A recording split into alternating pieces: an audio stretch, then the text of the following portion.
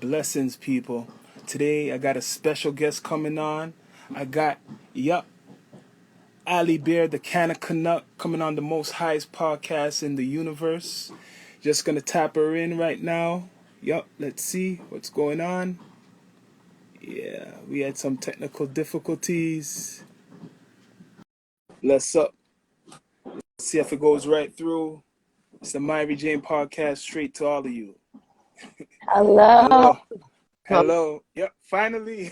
Yeah, I'm so glad I finally made it on. It's all good. I usually say this to everybody. Introduce yourself to the universe, to those who may not know who you are. My name's Alybear. I'm a cannabis patient, activist, and educator from Niagara, Ontario. So I'm located in Canada, the land of legal weed. Yeah. So how you feel about, like, since the legalization, like, has it been better and or like worse for you, like your experience? So for me, my experience with cannabis came as a medical patient. So I've actually had access to legal cannabis for a few more years than recreational counterparts. So recreationally, it's only been a couple of years now, and that part of things really hasn't impacted my part of things terribly.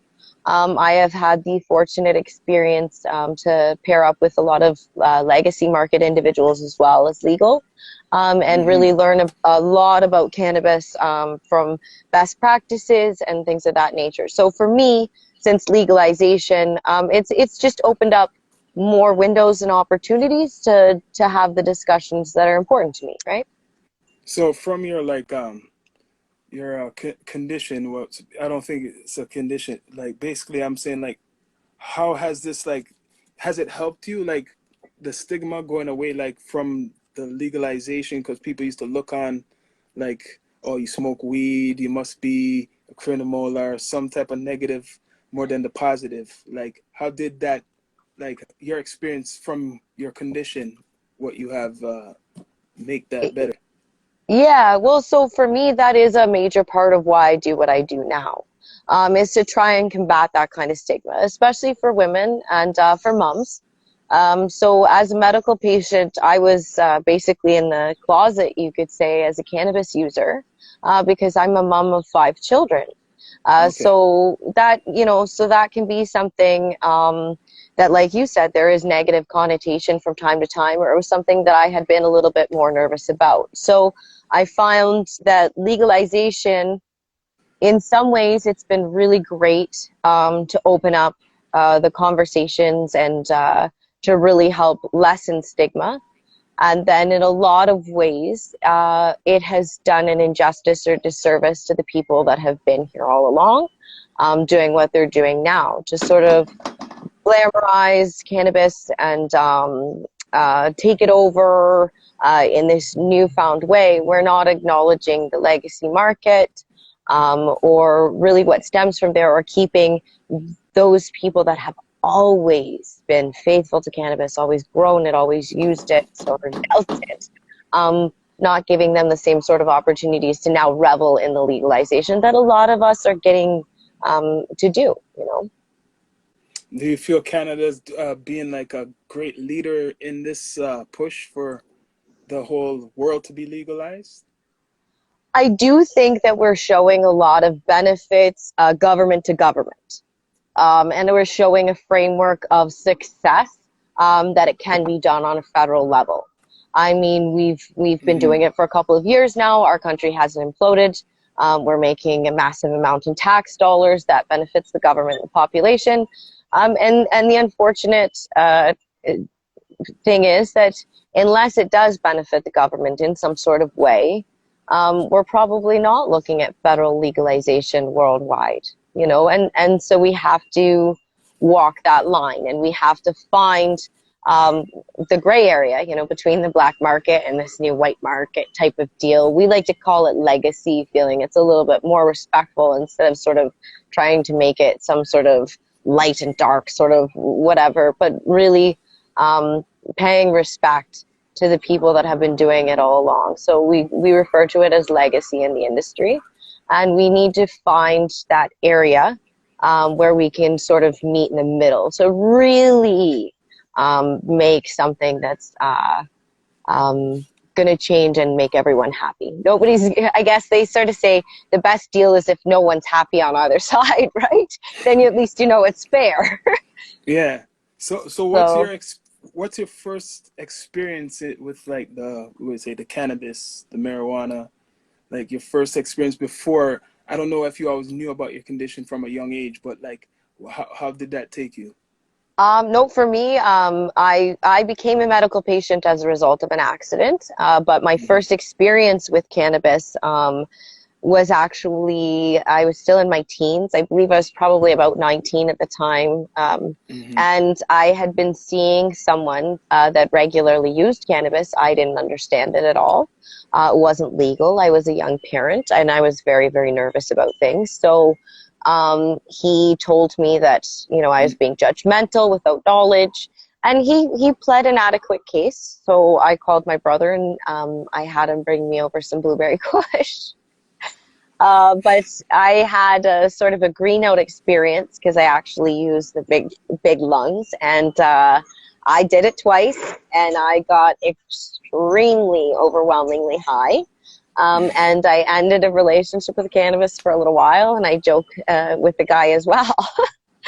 um, but then, you know, I started learning a little bit more about cannabis here and there. My brother had been a long time user. We have growers in the family. We have growers in a social circle.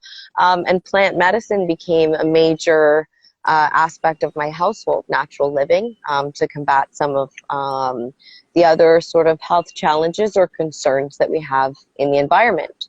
So for me, cannabis just fell in line with more a natural way of living and harmony with how things I personally believe should be. You know, pharmaceuticals are completely synthetic. We're finding constant issues. There's nonstop lawsuits. People are dying over addiction, and cannabis doesn't cause any of these kinds of problems. So it's for me, you know, doing what I do now is so that more people can be comfortable in their cannabis use and talk about it. Just not making it a glamorized thing and buying into that living your best life sort of social media capture of everything, but trying to keep it real and more normal and Hmm. understanding that, you know, you can still be a productive member of society and smoke an immense amount of cannabis if it's going to be what's going to help you with pain. And we should be able to do that type of thing where moms can have wine o'clock or, you know, Karen can pop a Xanax. But we need to be able to have the reality of the situation is we're still a minority and we need Yes. to bring respectful cannabis use and more bridging all the gaps of the culture together to bring more benefits to the majority of us and bring back that sense of community to our plant because that's really what it's all about, right? Yes. What do you like, indica or the sativa? Like, do you take it, smoke it different times or? So for me, learning a little bit more and diving into things, I go really into sort of terpenes versus strains. So I like things that are heavy and linalool. I find they're more relaxing for me. But usually, if I'm going to pick like an indica versus a sativa, I guess if you want to eliminate it that way, I'll go more indicas or more hybrids generally. It Hmm. really, for me, it's about the way that it smells. I just It's true.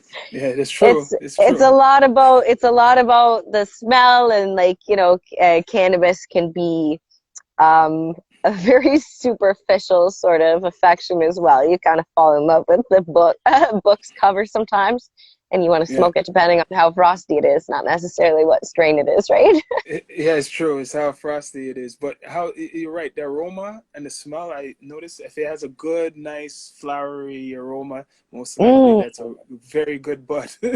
Yeah, so see, and that's what's really, really cool. So that for you, you are more a terpenes man. And if you like a floral type of thing, you probably may also lean to Hmm. linalool. So I find that for me, it smells, it's supposed to smell like similar to lavender, like that There's Yeah, also in lavender, but for me, yeah, I find it kind of like lilacs or something like that. Like it is far more floral for me. But it's yeah. really cool that you notice that. So that's you also are more about the terpenes. Yeah, because I've been tasting it from a young age, very young age, So when was very your young. first, when did you start first consuming You know cannabis? what? I could say okay, basically from I was in the womb, but smoking it really is when I was like maybe 12 years old because my pop smoked and he had parties, so they always had weed roaches all around the place, Yeah, basement so you party. used to grab it. So it's a long time ago, a long time, over 26 Wow. years, 20 It's over a 26 lifetime years. love, eh? And so Yeah, yeah. your mom consumed that in pregnancy. Like so, that's another thing that's really cool to talk about, and especially from a female standpoint. There's a lot of demonization of the Mm, plant. But then women are particularly vulnerable. We have children to protect and families to think about and things like that.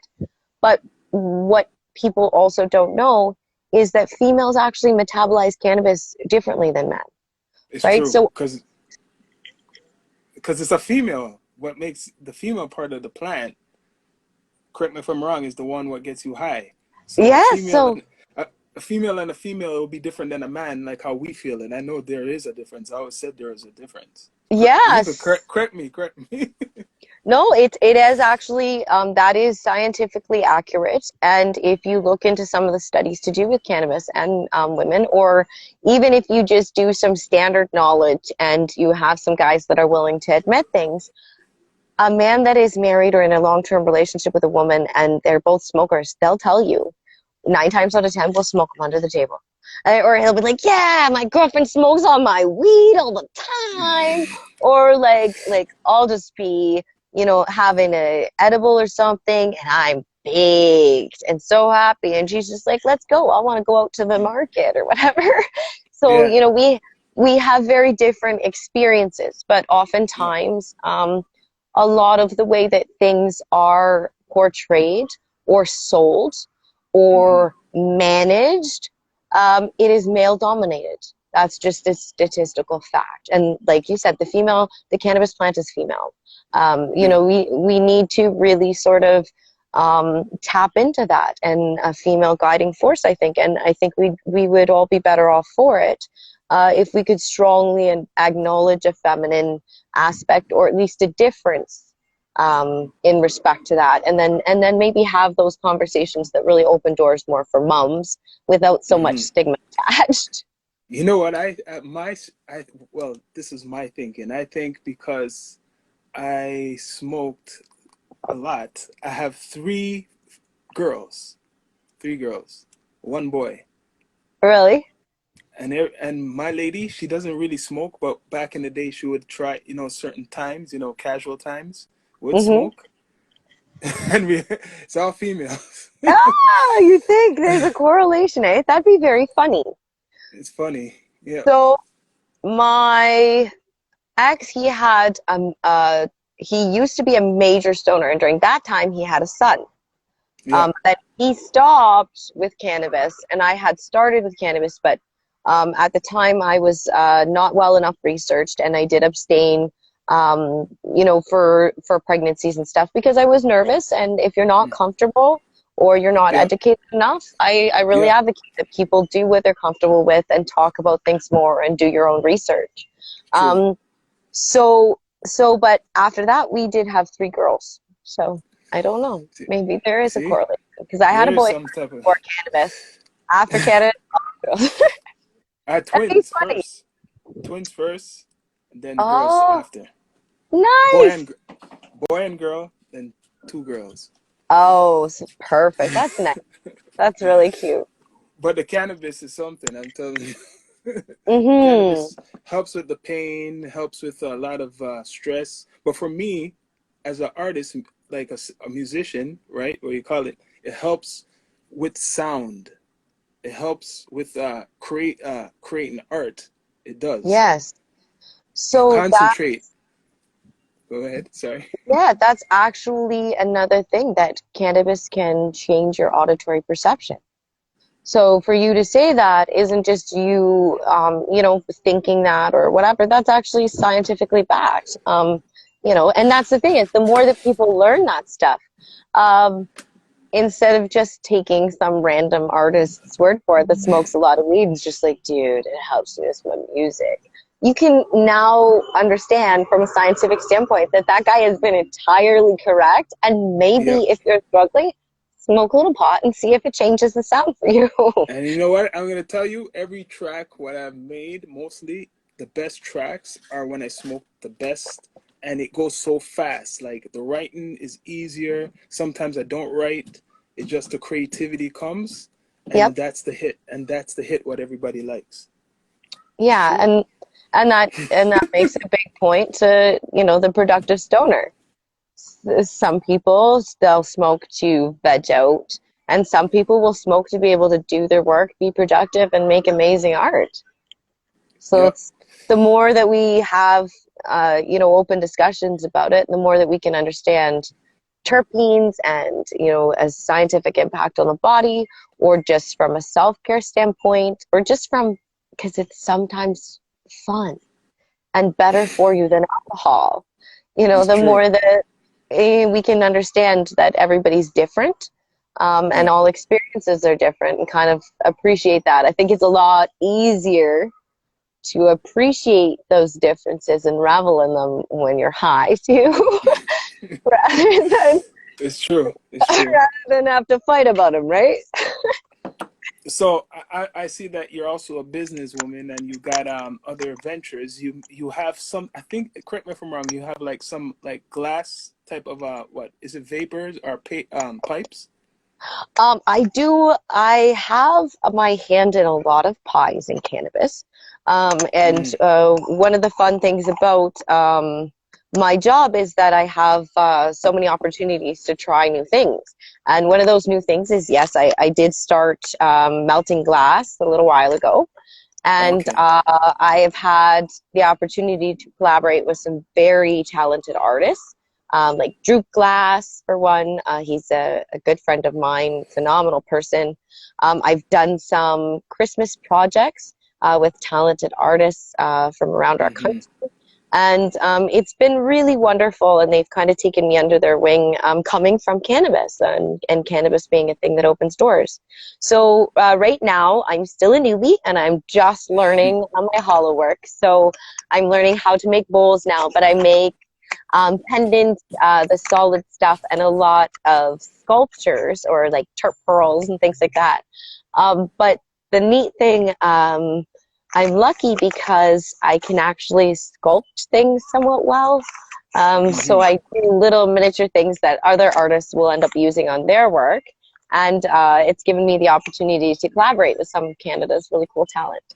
So I'm excited to be able to do that. But yeah, a little bit of glass. I'll be updating more. I just nicely got a hand torch. So I'll be able to get a lot more done now and start updating the Boro Bear page with some cool projects soon. Mm-hmm. So like right now I'd ask you like what's some of your favorite like artists, what you grow up listen to? Like musical Uh, artists. Music wise, oh gosh. Well, I was kind of I grew up in a house where my dad listened to a lot of hard rock. My mom listened to a lot of 80s pop. And then Yeah. I kind of fell somewhere in the middle. So I listened to like a lot of the Offspring growing up, or Okay. even, some more of the angsty teen stuff, or some 41, just things like Oh, that. Blur was another one. A lot of rock or indie and stuff. But indie. Okay. now that I'm older, some of the Canadian acts I really like the Arkells. They're from around here. I'm into my playlist changes so often. Like even the music on my page, it's constantly different. The only thing I say is I Mm, generally don't like twangy country, but yeah. some days I'll be playing like 80s classic rock. Other days it's rap. Other days it's Yeah. soca. Like You're good. so, You're universal. You're universal. So that's good. Everything. It's good. yeah, Most yeah. likely people who do smoke or whatever taking the plant, they listen to everything. You get what I mean? Yeah, They listen to everything. it's whatever you're vibing to that day, right? So, yeah, well, So, that's the kind of thing. It opens you up to a lot more, I guess. do you know the story of 420? Do you know that? I Um, heard the story of 420. yeah, about the guys at school Okay, so going. it is the same thing. The same Yes. thing. Yeah, A there's lot a of people bunch of don't know. different stuff. Sometimes people talk about it being connected to the Grateful Dead. But they talk about how it was a group of guys at school. They used to have it. It was a code word for, they're Yeah, getting high stuff. So, and I yeah, mean, it's fun that the whole like that there is still a code word, and the whole basis for the community is kind of an inside joke among yeah, friends. And I think that really shows how it actually should be. And I think that's the disservice that's been done with legalization. So, yeah, we allowed corporations, big money, to get into things, and it became less about sometimes, like, yes, I don't advocate for things going into the hands of gangs or criminal cartels or anything like that. But I'm sorry, the only people I've ever known that have dealt cannabis are yeah. hardworking, like oftentimes their parents or a lot of times indigenous people. Like right here, I've got Molson Hill Yes. preserve cannabis. And I really want to draw attention to this kind of stuff right now, especially with what's going on in Check Canada that out. Yeah, and yeah. the We should be US. support. Definitely. Molson Hill cannabis because we are on borrowed land. And if you want to smoke some really beautiful That's stuff, that's where you uh, go. yeah, Trust for me. sure. For sure. And Hmm. they're, they sent that in a beautiful package and stuff like that. I'll light that up soon. But I For sure, think, I'm gonna support that. yeah, so that's a lot of the time, like, we did things. It was, if you're not part of criminal cartels or stuff, but you're just networking and doing things on smaller scales, like what a lot of the times you see is services for services or bartering or more like a community way of doing trade and business. And yeah, you're going to go see a dealer and you might do something that's not legal or whatever, but oftentimes that guy is going to sit there and smoke with you and talk to you about how cannabis has helped him, like you and I are talking now, right? This is a Hmm. setup. Like, and you do that with your dealer. You don't get that care and that Hmm. sort of knowledge and comfort in a dispensary. It's true.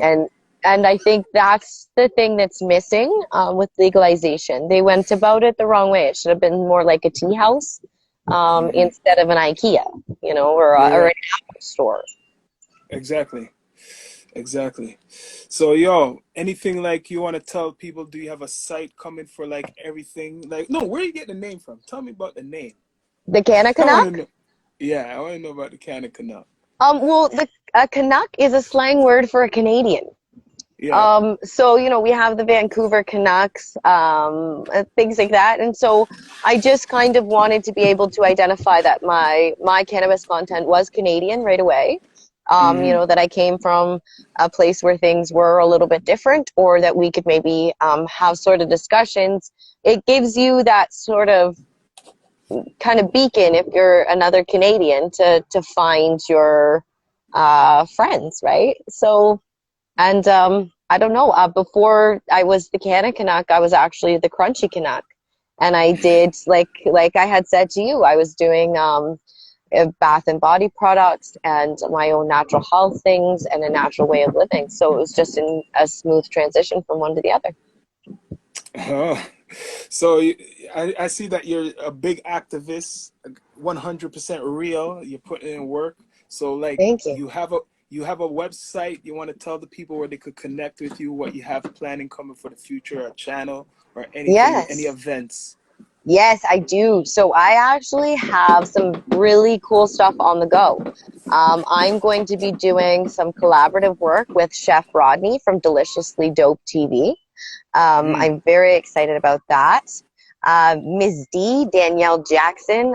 She has been a cannabis user proponent for over 30 years. She is coming down or from Mexico very soon. She's doing a cannabis tour and some events. I have been fortunate enough to be asked to be involved in some of those. So those will be coming up. She is an awesome woman to watch out for. I'm also going to be launching Broadleaf Cannabis Collective. I can't say too terribly much Yeah. about that right Yeah. now. Hmm. I'm extremely excited about some of what's going to be coming to do with education and events in the industry. And it is quickly becoming a large project that I'm quite proud of. So I'm hoping that we can get more and more businesses and public members on board. And then, as far as everything else goes, oh, I have some very interesting projects to do with a potential show. I think I may be starting with some politicians. Uh, Big. be yes, yes, launching with some politicians. Broadleaf Buzz. So I will also have a program as well for cannabis news and content, geared more towards the average person that really wants to find that camaraderie and community back in cannabis. I gotta thank you, Alybear, canna Canuck, for coming through the Mary Jane podcast. It's a blessing. Thank Anytime, you. I would love to connect because this is good education, or most high upliftment Likewise. knowledge. Like coming from you. So, yo, respect for coming through on the Mary Jane Likewise. podcast. Thank you so much. It was wonderful to make the connection, and I'm glad we finally did. Technical difficulties be damned. Yes. Thank you. Ali Bear Canna Canuck. Blaze it up, support her, follow her, Much respect. Thank Yes. you. Have a wonderful day, my friend. You too.